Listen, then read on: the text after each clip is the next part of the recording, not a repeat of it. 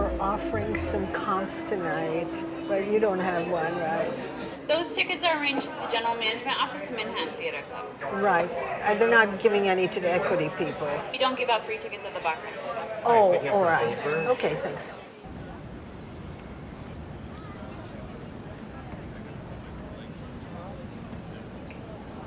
I used to go very frequently, as often as I could, in the 80s. In the 90s, I started to go virtually every day. Anybody have one? Anybody have one extra ticket? I mean, I have a very limited budget, so I can spend, let's say, a maximum of $10,000 on theater per year. Anybody have one extra ticket?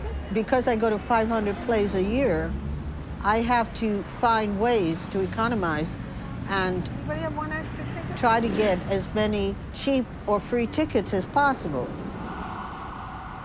I've had wonderful people give me free tickets.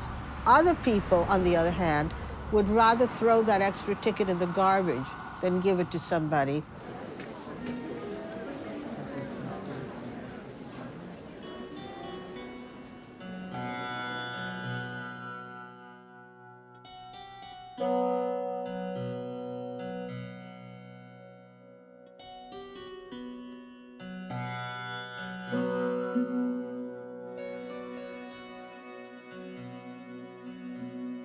I was born in Bombay, India. My family were the Indian representatives of the big American corporations like RCA. We had a beautiful flat overlooking the sea, 3 bedrooms, 3 bathrooms, servants' quarters, etc. We had a live-in cook and a live-in butler. I never had to do any menial chores. The rigid Catholic school that I had to endure was horrible. And the education, it wasn't education. It was very sadistic behavior on the part of the nuns. They would humiliate you. I remember having to sit and wear a dunce cap. And then they would beat you vigorously with your palm outstretched.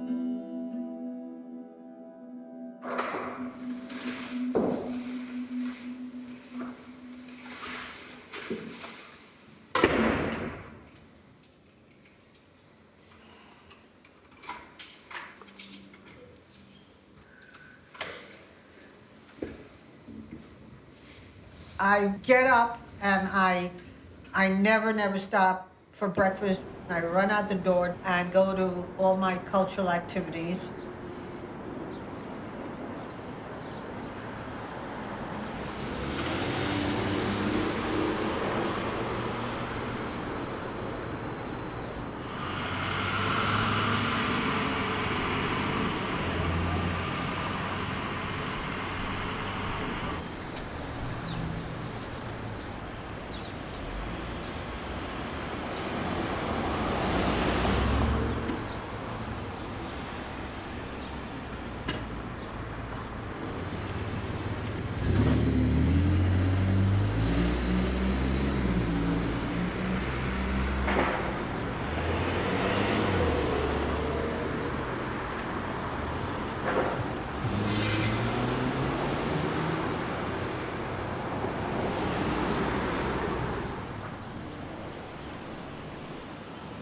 Can I get a ride to Queens Boulevard? Okay, thanks a lot. Okay.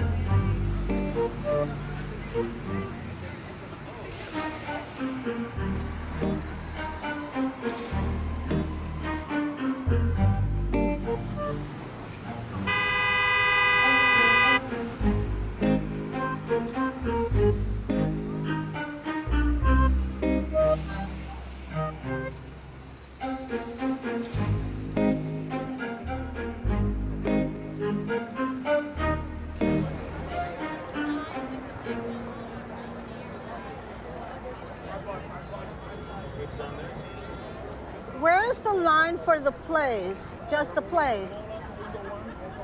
Something like that. I'm just going to get a play, so where's the line just for the What plays? show you looking for? Just the plays. What show you looking for? The plays, just the play line. They have a special line Ma'am, for. what show you looking for? I'm looking for a couple of plays. Just show me the line. Oh, God. Which number is the one just for plays? All the way down. I'm looking for Long Day's Journey, okay? Get in here. Which number window? All the way down to the end. The end? Yeah. Is there only one for plays? That's One- what you're looking for, right, ma'am? Okay, go down here to all the way to the end. That's what you're looking for. Is there only one window for plays? Is this? Yeah, ma'am, this is the only one window. You gotta get in the line. I know I'm getting online. I want to ask him a question. Look, Is this the line. there? Look the name. It's right there. Play only. Please. Okay. Is there only one window for plays? Everybody sells plays. Just plays alone. Is there only one window? No, we don't dedicate a window to play. But it says play only here. What? If I sat here, my friend. Ah, ah.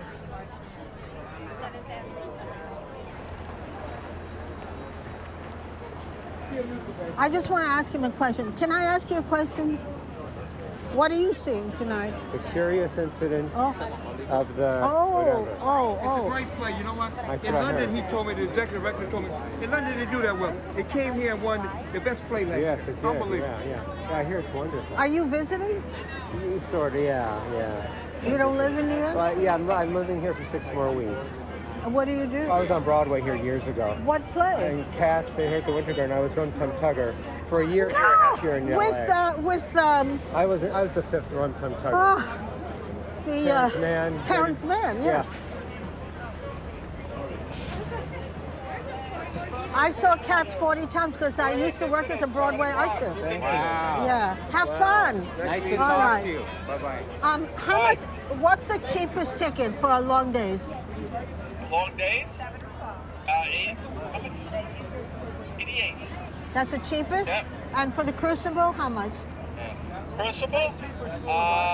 76. Really? Yeah. I see. So there's never anything cheaper? You can go to the theater, maybe they have balcony seats, but that's the cheapest. Do you know if they do rush tickets or? You'd have to check in the theater. All right, thanks a lot. Have a good day. I'm going to try to get Yeah, then something come cheap. back and say no. All right, thanks for your help. Yeah.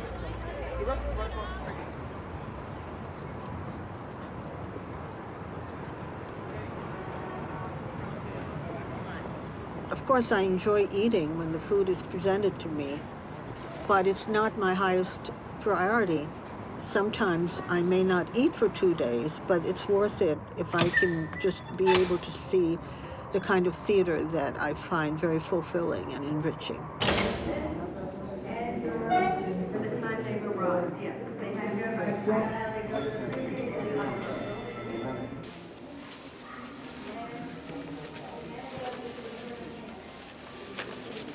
Is that a pie? No, that's today's lunch.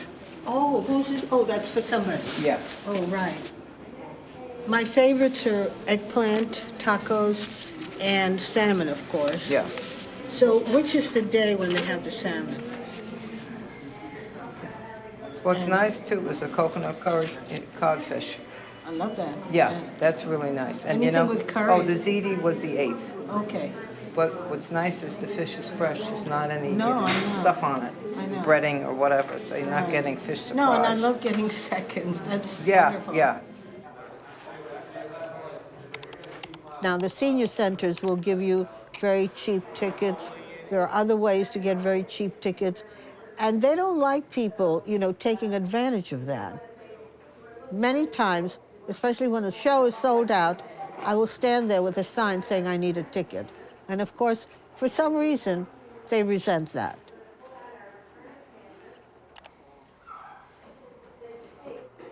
But sometimes I'm willing to pay. I mean, I've paid nearly $200 for at least 5 or 6 shows.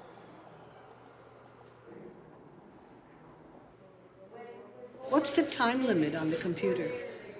It's supposed to be 20 minutes, but there's nobody here. You sit Oh, on. thanks a lot. When do you close here in the afternoon? 5. 5. Okay, great. I would love to really know the truth behind these acerbic comments of the theater box office staff. So far, I haven't encountered one artistic director of any theater that's been hostile to me or said anything negative. The only people involved in theater who've said negative things have been employees of the theater who, in my opinion, are not really enamored of the theater. They're doing a very perfunctory job selling tickets, which is a very stressful occupation.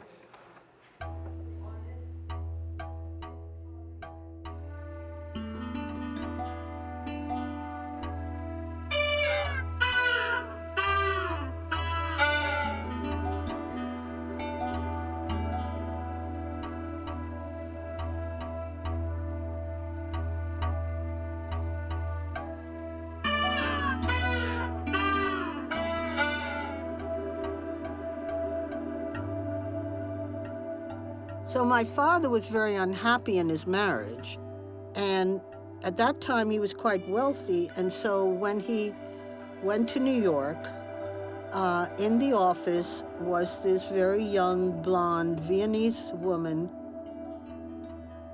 They had a passionate affair, and she agreed to come to India and live in his apartment.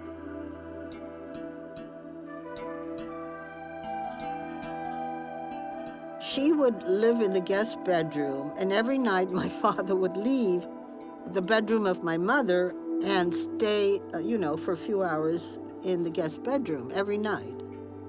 And of course, my mother was well aware of this. So when they would leave, she would go into the guest bedroom and spit at all her clothes and make me spit at all her clothes. She couldn't say, "How dare you bring another woman into my household?" She couldn't say that. Their affair was so powerful that it couldn't continue the way it was. They decided to go to America, and they took me along. I was 10, or 9, or something like that. I'm very, very grateful that I had the opportunity to come to New York and go to a radically open, free environment.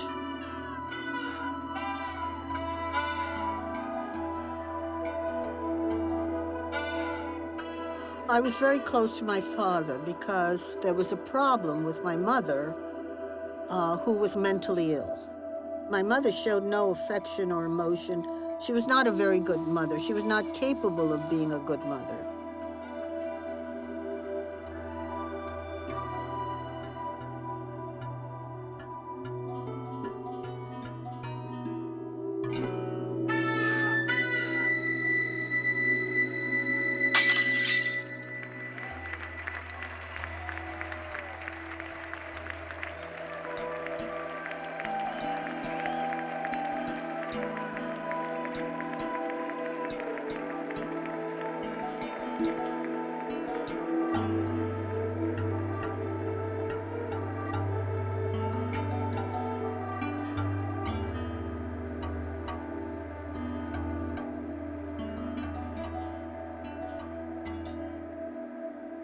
I prize my education very highly. I was very, very privileged to have the opportunity of studying at this wonderful university called Brandeis. They rescued me from colossal ignorance. I was not even worthy to go there because everybody who went there was superior in their intellect and so forth and their background. However, I'm a quick learner, and during my 4 years, I feel I've surpassed them all. You know, one of the things I like best about Brandeis was its motto, which I've adopted, and that motto is truth even unto its innermost parts. Now, in my opinion and my observation, nobody is a truth seeker. Nobody cares about the truth.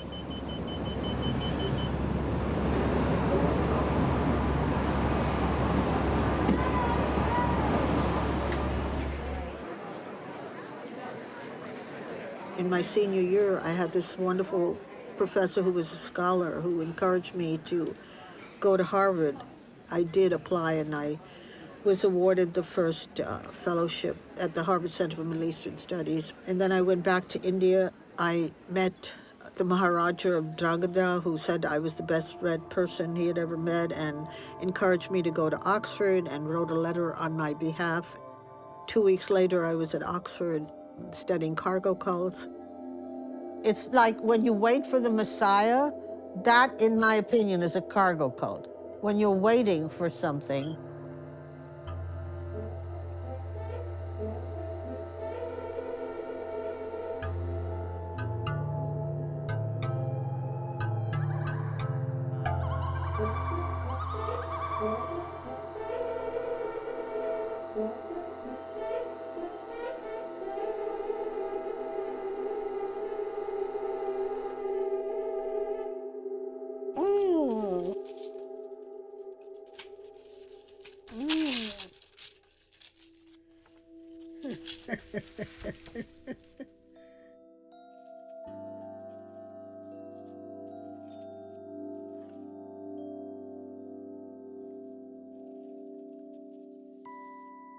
Wow, I can't even believe this.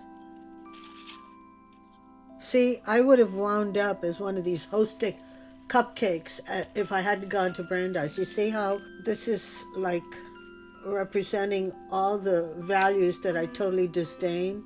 I don't believe in wearing makeup. I can't believe I'm wearing all this lipstick. Oh, this is a beautiful picture. Look how nice this picture is. So the first day I arrived at Oxford, I walked into the Pitt Rivers Museum, and the first person I met there was from Britain. And I started talking to him and asked him if he knew anything about cargo cults. And of course, he laughed at the question because he was in the British Colonial Service and he had come to Oxford to write his doctoral dissertation on cargo cults. And that night, he took me out to dinner with the ostensible excuse of telling me about cargo cults. He was Irish, and you know how the Irish like to drink. And of course, I was not used to drinking at all. Every night, he would take me out and get me drunk and so forth. I went out with him to make fun of him, that he was so proud to be a representative of the colonial service. I really didn't want to marry him, but he had such an impeccable pedigree. I mean, if you looked at his resume and all his recommendations, you would have thought, well, this is certainly a sterling character.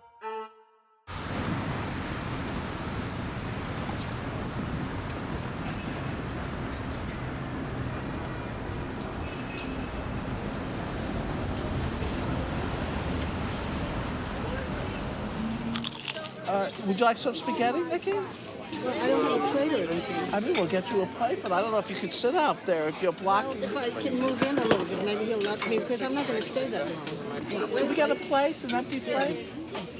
You have a plate coming. Okay, thanks. Thank you. Susan is gearing up again. So we're going to see you again soon. Yes, very soon. So it was nice to see you guys. You're giving me all your dinner.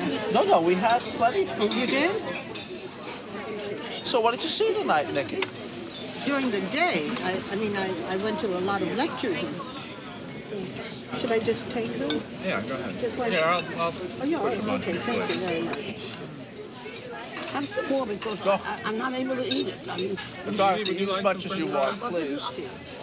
Now, Nicki, you're coming to Broadway, right? We have a ticket for you. I've never walked out of the show, ever. Since I agreed to attend the show, I think it's my moral obligation to see it through. Plus, what? If it's terrible. But I've been at places where there could be one line towards the end that redeems the whole thing, that makes it worthwhile. I've experienced that a lot. What a nice surprise, Nicki. The next time you must give me a heads up so that we can make proper arrangements. John, how was your omelet? It's good? And how about your sandwich, Judy? Good? Great. Yeah, they have. We like this place. Well, how is Siobhan? Is she doing well? As far as I know, she's doing well. Brendan is doing well. It was a gift running into you tonight. Yes. Real gift. Nicki, how's that? Hello? Hello? Yeah. Yeah, I'm going to be there. I was delayed, so I'll be there very shortly. I hope you don't mind waiting. Thank you very much. Nicki, dinner is good? Dinner in your company is always good. Well, that's very flattering, but That's very true. They're a better host than me. Nicki, is this the first meal of the day Yes, for it you? is. That's why I'm gee devouring whiz. it. I see that you're And devouring. that's why I accepted. Otherwise, I wouldn't You have usually accepted. eat much slower. I've I never know. seen you eat this quick. I know. It's certainly not because the show is starting. I'm going to run over there, and then when you come over there, I want to introduce you to the Yes, special people. yes, Okay? yes. Thanks. I should do Thanks that. a lot. No, we had.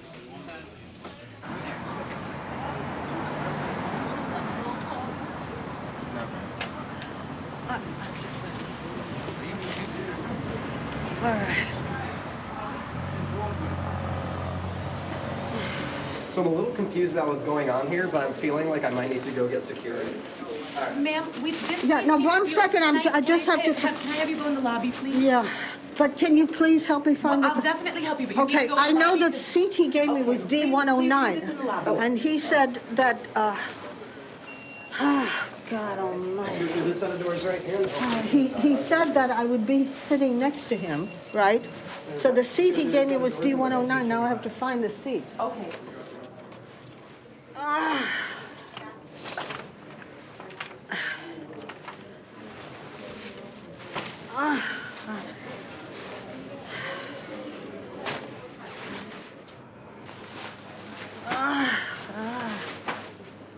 I don't know what I did with the ticket. So awful.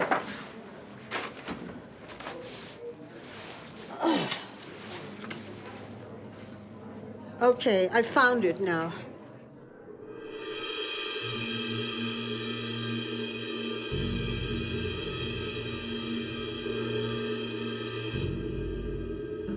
The thing about theater is you have to sit through maybe a dozen lemons in order to find one gem. But when you find the one gem, it makes up for all the others that you have to endure. It was the 6-Day War, and I had a lot of Jewish friends at Oxford, and they all said, you should go there and volunteer, that Israel really needs volunteers. When I got there, the war had ended, and I was sent to a captured Egyptian base in the Sinai Desert.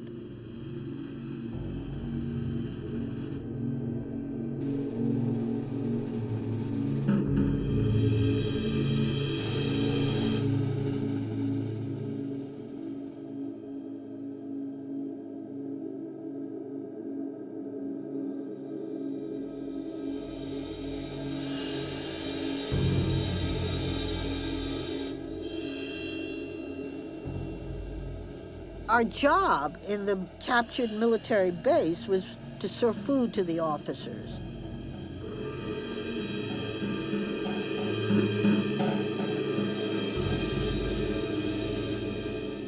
They taught us how to take apart an Uzi and put it back together again, and they taught us how to fire it.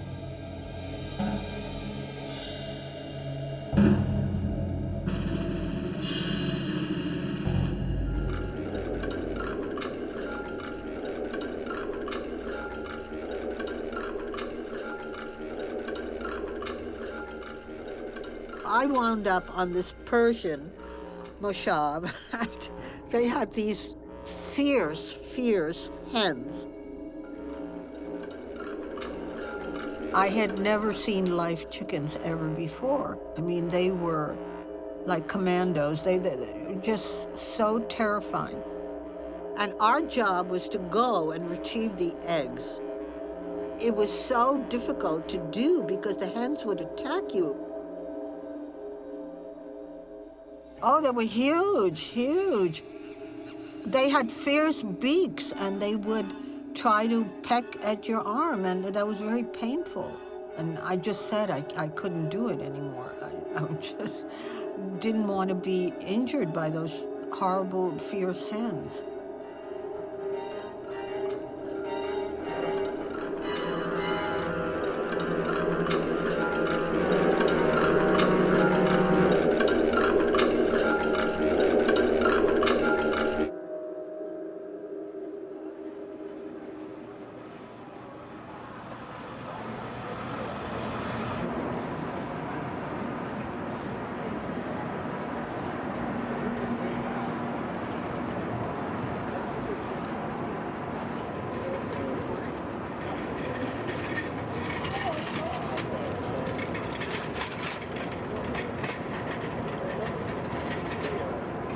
Can I ask you if you have a copy of Georges Feydeau, Le Dindin, in English or French? It's not published. It's not published? No, not the English. I mean the original Feydeau. Well, we don't. I'm sure it's in print. Could I ask about the book signing? It's downstairs. What? It's downstairs. Sorry, I'm helping to. Oh, I see.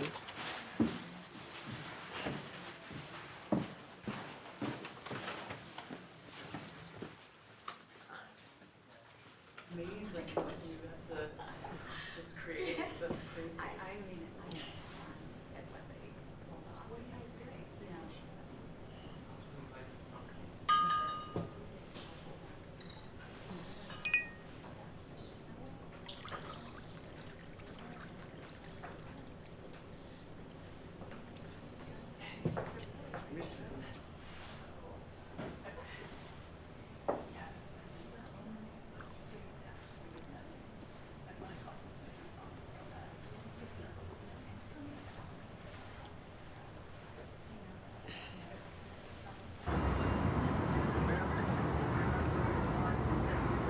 In New York, there's in my opinion, a very terrible tendency, what I call dumbing down, what they call making theater accessible.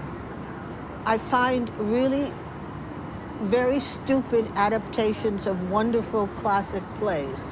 If you're going to pretend you're doing a production of, let's say, a classic play, then you have, in my opinion, a moral obligation to follow what the intention of the playwright was. And that's very clear in the text. And they don't do that. And it's not up to you which line should be deleted, because you're nowhere as gifted as the playwright. And you don't have that prerogative to say, oh, this line can be eliminated, because every word that Shakespeare writes is magnificent.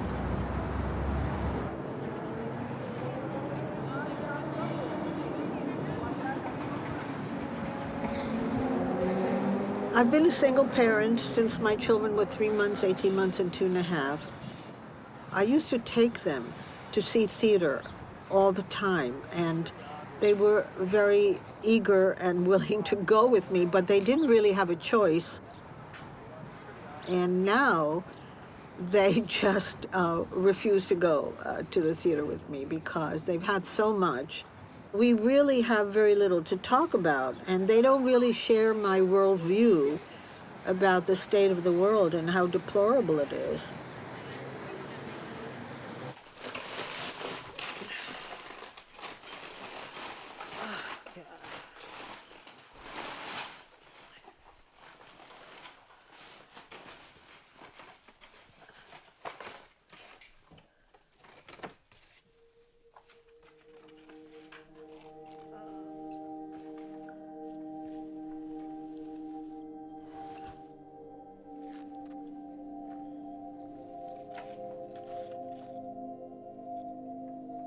Rory Kevin, he was very highly regarded in Hollywood because he has very high standards. He's always so busy, so we don't talk that much, but when we do talk, sometimes we can talk for an hour and a half on the phone. Now, Brendan, I can't talk for an hour and a half on the phone. He won't have that kind of intellectual dialogue whatsoever. All right.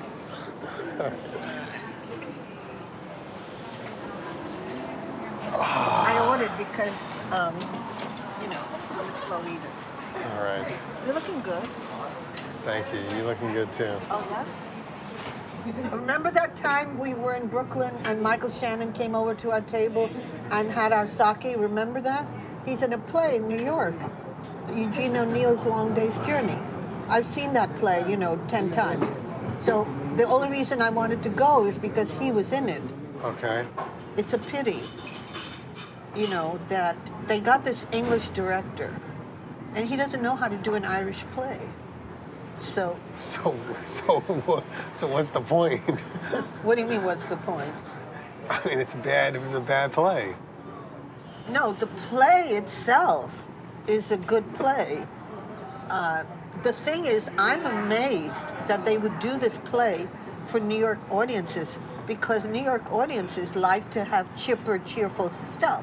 This is the kind of theater that I like, that's totally 4 hours of utter gloom and depressing. I like that. You know, I like the more depressing, the better. So this was unalleviated 4 hours of misery. Why do you like depressing theater? Because that depresses my life. What do you mean? That you like all this depressing shit. No, you don't understand. Eugene O'Neill and I have the same philosophy, okay?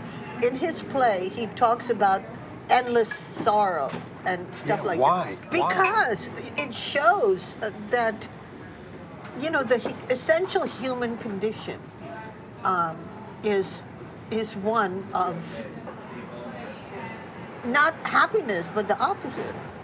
No, it's not. Well, okay. Well, then you disagree. Yeah, I like to be happy in life, not fucking miserable. No, it's not what you like, okay? Do you feel depressed living amongst these bags? No, that's not what depresses me at all. No, because first of all, I'm never home. I'm always out. That's why the apartment looks the way it does, because I go home late at night and I leave early in the morning and I never have time to clean up. So, no, but you've had people clean it up and it goes back to the same state. I know, and I don't understand how that happens. I understand how it happens. Yeah. Because you don't focus on it. You focus on theater. And like this crazy fucking life that is just not paying attention to reality. I like theater. I mean, that's what I'm It's interested not reality. That's the problem. Everybody has their own interests, right? Why do you take all the bags with you to the theater? Okay, today I'm only carrying one bag. Yeah, but we can go through the contents of that, and it's like papers and cups and extra shit and shit that you shouldn't even be carrying around. Because you can go get a cup from a store, you don't have to carry it around. Well, I have to carry, you know, I'm taking a class and I have homework and I have to, on the subway, I have to do my homework. No, you need to. It's like a weight off of you. When you clean up and you get rid of all this stuff, it's like a freeing thing. And then it's freeing for us. But when you like go through all this stuff, it's not. It's like, oh, we have to watch this thing. It's like depressing theater for us. It's like, why would I want to go to the theater to see more depression on top of depression? That's like double depression. I just need one single depression is enough for me. No, but it shouldn't affect you. It does affect me greatly. And it affects everybody else. Because 99.9% of the theater that you see, in my view, is fucking terrible. Yeah, but that's your opinion. I remember when we went to that Queen of the Nazi camp and you said that you were going to sue because it gave you psychological damage after seeing that show. That's probably why I never went back to the theater. I've never heard you so upset after a show. And why aren't you talking to Joanne? Listen, I get voicemail when I call. How many times have you tried to call her? How many times have you tried to call? I've tried a few times. Okay, so when she's ready to talk, she calls.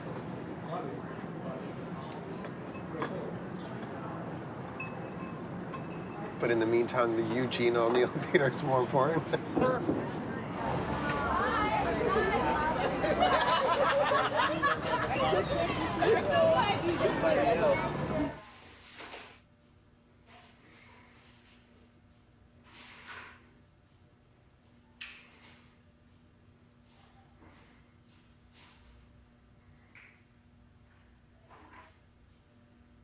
I had this fondness from my childhood home where I grew up.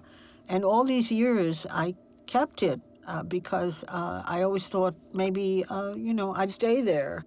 One day, Siobhan said that she was going to go to India and sell it.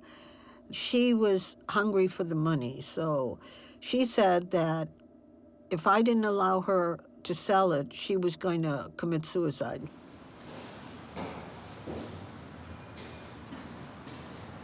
Under duress, I had to sign the papers and, let her take care of everything. She did it all by herself. She flew there, found the buyer, etc.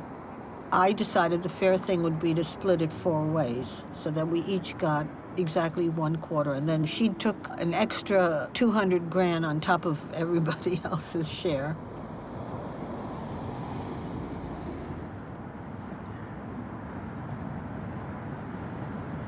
You're not hungry, are you? No. Okay. So. But if I were, would you invite me to eat? Mommy, why is it that I need to take care of Because you? you just spend millions of dollars But going that's to my life. I know, but it's my life. That doesn't mean that I have to spend it on you. But don't. But that's not the thing. No. No, Listen, it's not the thing. I have the right to. I can spend however much money on me. I can spend as much money as I want on me because it's my life. It's my money. It doesn't mean that I have to take care of you like a little child. Okay. Is that something you do every day?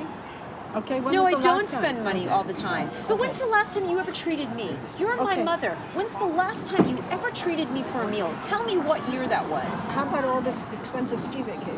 When was the last time I went skiing? When I was 14 years old? Hi. Oh, come on. So what is your name again? Jacopo. So Jacopo, wild? The fish is wild? Both. Oh, Salmon and fantastic. Branzina. You gonna share or just for No, me? me. It's just me. I'm That's starving. fine. Yeah? Okay, I'm gonna do that. Okay, no Thank problem. you. You actually said to me once, you said, I think it's disgusting when parents expect kids to take care of them, but all you do is expect me to take care of you.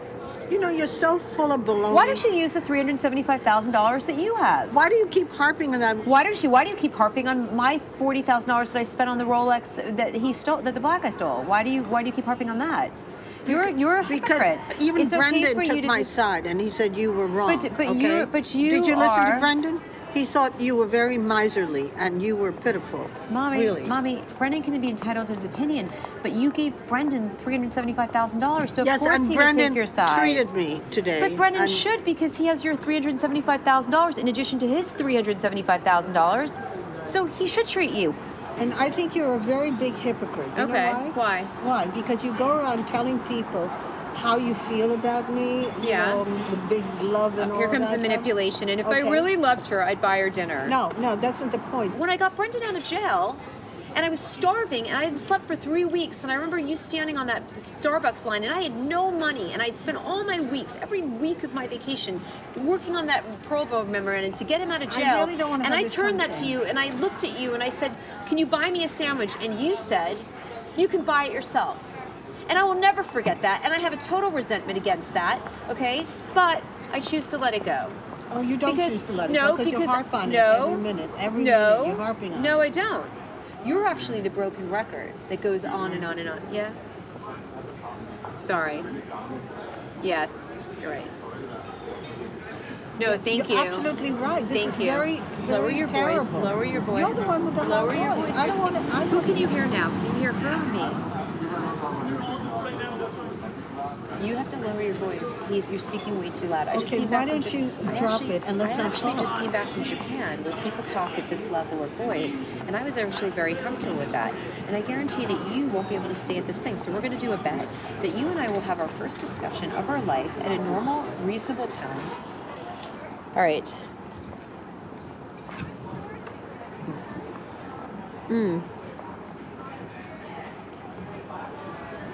What a beautiful night.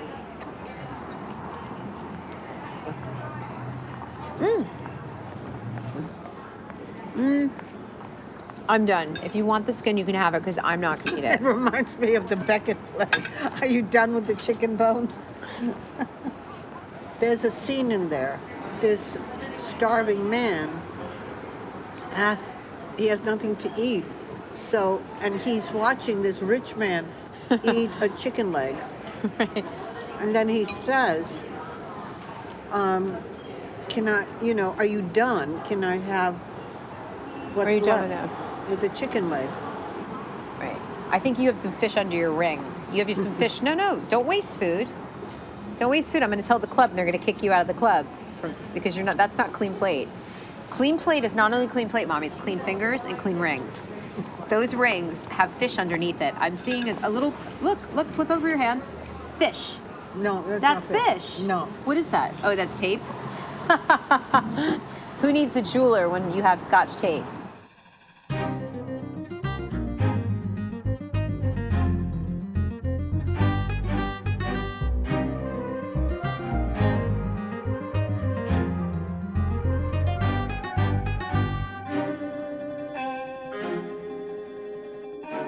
When my children were 3, 4, and 5, I would take them traveling to different countries, and we would do a lot of hitchhiking and things like that. We were on this island of Kefalonia in the Ionian Islands. We encountered these lovely gypsies who were very friendly, and they were eating watermelon, and they invited us to sit and have watermelon with them. They were really nice to the children, and they were enamored of, Rory Kevin. He was a very beautiful child, about, I guess, 2.5 or something, 3. They took out a wallet of 10,000 drachma, and they said, here, we'll take him and we'll give you this money. You have enough with the 2 of them. I said, as a joke, and how much will you give me for Siobhan? And to this day, she has never forgiven me for asking that question, because she really thinks that I would have sold her to the gypsies.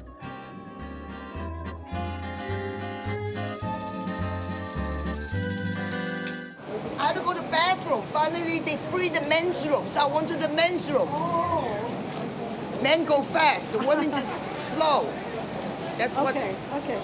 Can you hold it for a second? Yeah, sure. Yeah. But other day I saw Brad Pitt. Yeah, I walked up to him. I said, many years ago I met you in Hawaii International Film Festival. I did. Who did you walk up to? Brad Pitt. Oh, you're kidding. And we were at the lunch together. Oh, you're kidding. I said, do you remember we were in the same show? He says, what movie was that? I said, Johnny Suede. He said, Johnny Suede. Remember the corn head? In 1992, I saw that movie at Sundance Film Festival. We had to go. Where's your favorite place? I don't have a favorite place. My home. Your home? We can go to your home? We can. How are you gonna get home tonight?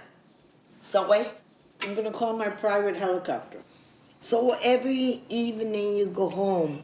I don't go home. I go to the theater every evening. No, you gotta go home.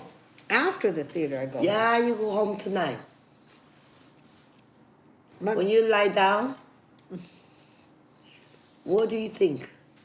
What do you mean, what do I think? No, when you go home tonight, you had dinner with me in the morning, you lie down. What? Well, first of all, I listen... What will be your question? I listen to the radio, and I listen to one calamity after another on the radio. So it's good? Good dinner? Mm-hmm. Good dinner? Mm-hmm. Oh, it's a fake Indian food. Look, I ate everything on my plate. Oh my God. Mm-hmm. Yeah. I love your food, yeah. Anytime. What? Anytime. Anytime? Yeah. Don't say that, because I'll come tomorrow. No, not coming tomorrow. I got school. You're always the white hairs. Wow. You know? But I don't feel old. I feel very young. You know? It's how you feel. Life is a theater. Mm-hmm. Am I correct? Yes. Mm-hmm. And you are part of theater. Mm-hmm. And what role do you think you play? I like the role of the fool because the fool always speaks the truth. And why can't you find a man? There's so many worthy men and. But it's not that I can't. Please, Yes, you anybody can find a because guy. You shouldn't be at your age single. And this is really ridiculous. Okay, she has an issue because in India, you are worthless if you are not married. Like, so when people say to, like in her generation, like if you have a spinster daughter who's not married, she's a failure. Yeah, I'm a failure. So you got married too, and you know what? Your husband cheated on you and left you with 3 kids. So what's the point? So at least I have the children. Where are your children? But I can have kids too. I don't need a husband to do it. I can go. That's what sperm banks are for. Why are you 45 without children? I'm 44. Things. Okay, you're soon going to be 50. Without Right. children. So no, I'll have 3 kids by then.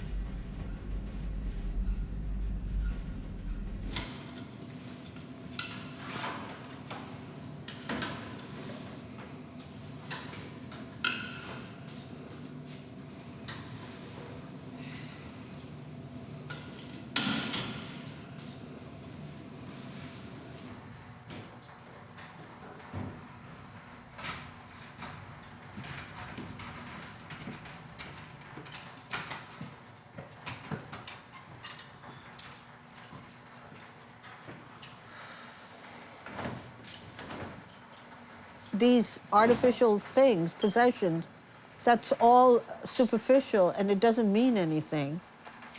Whereas when you edify yourself and you try to fulfill your human potential, to me that's much more of a worthwhile activity.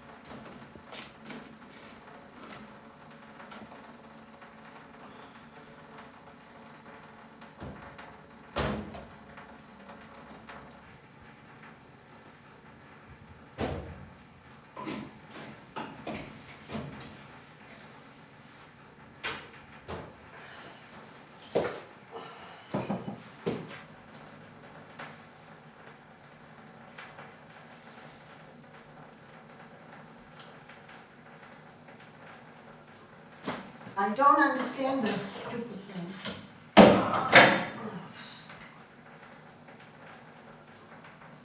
I'm pressing start and nothing's happening.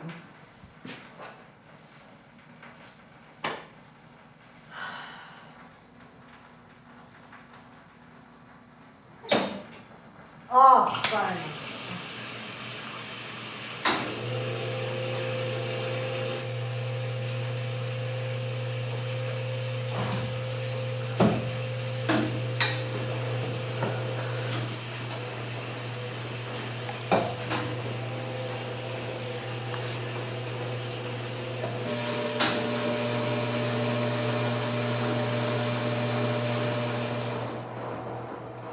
I was a very bad parent. I think there was a time when they were very young and I was extremely stressed out because I had no support system.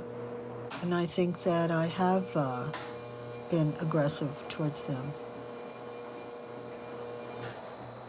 Well, sometimes I would hit them for misbehaving, like hitting each other or not completely eating their food, or because I don't like waste. I hate any form of waste. Hey, Nicki, how are you? Oh, thank you so much. So nice to see you. Why are you carrying such a big bag? This is how I go every day. I have a lot of things to carry. Should I sit here? Yeah, wherever you want to sit. Okay. Help yourself. Since last time I saw you, how's your daughter? She's desperate to get married. I'm desperate for her to get married. How old is your daughter?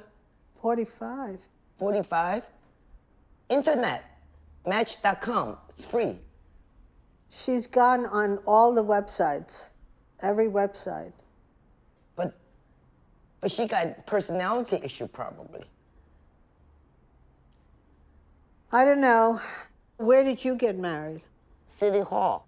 Here in Manhattan. To a Jewish guy named Alan Siegel. Oh. Dreamer. He's a dreamer. That sounds nice. Very nice. Don't make a penny. It doesn't matter. Doesn't matter. So Dreamers are wonderful. That's why I have to work. That's okay. I have to support the children. So how long were you married? We married for 15 years. It took 22 years to divorce. He waited for 22 years because he thought I might drop dead. Oh, no. So he can get my share. But then he inherited money from his mother. So he packed money, packed his suitcase, left the country. And I think I got zero, absolutely zero after raising 2 children. And where did he go? Hungary. Oh, okay. He went to Hungary because his teeth was falling apart. And he heard that Hungary has the best place for dental service. Wow. Yeah, it is. Your marriage was bizarre, failed. you divorced, and yet you want to encourage her to get married. The British colonial service was finished. He had to find another job. He joined MI5, but because I was his fiancée, I had to get clearance, security clearance, and I was a radical Bolshevik, you know, and he's the opposite, very conservative. So I think they delayed to give me security clearance. Through my contacts, he got this job as professor of anthropology at Syracuse. As long as you're a faculty wife, you have carte blanche to take any course you want. So every day I would be in class, night and day, and he would be home sitting and babysitting and writing his books. So behind my back, he was going out with this graduate student, and I had no idea. Yeah, I had no idea. Sleeping together. Well, yeah, I didn't know what was going on. They should have been honest with me. Killed her. No. I would never try to talk him out of it or beg or something like that. You know, I'd say, fuck you, do whatever you want to do. Really? Yeah. I'm not going to plead, stay with me. And how come you're so naive? You don't have you don't have any common sense? No, and I don't believe in common sense. I have no common sense, true. I don't believe in the concept of common sense. Everything that people call common sense is learned behavior.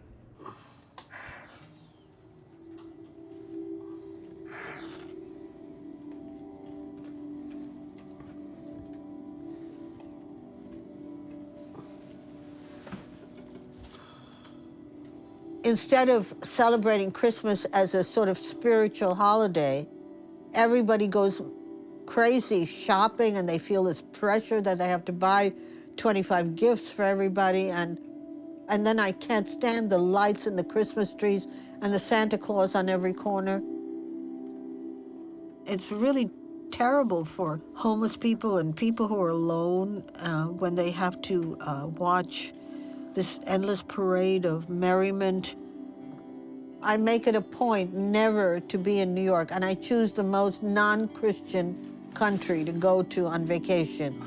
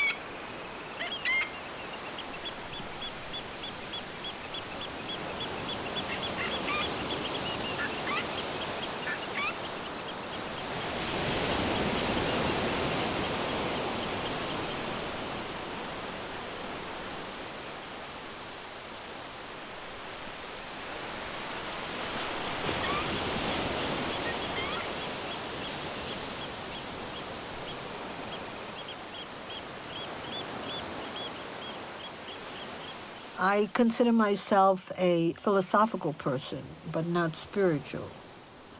I want to exercise my intellect.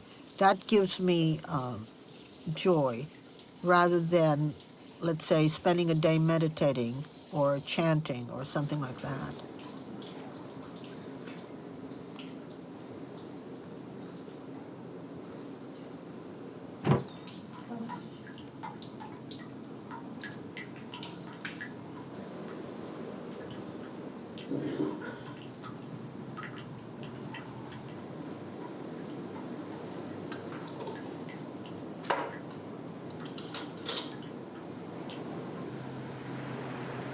I want to understand, as far as I can, the essence of the human condition.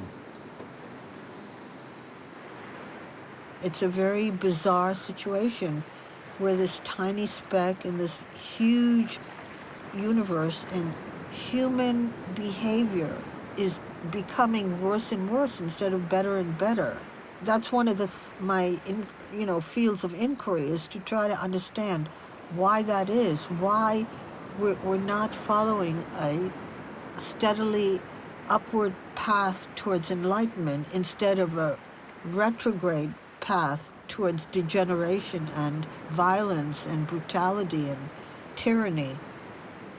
If I had a proper choice, of course, I would have preferred to be a better parent to the children. But I don't feel that it was a real choice I had.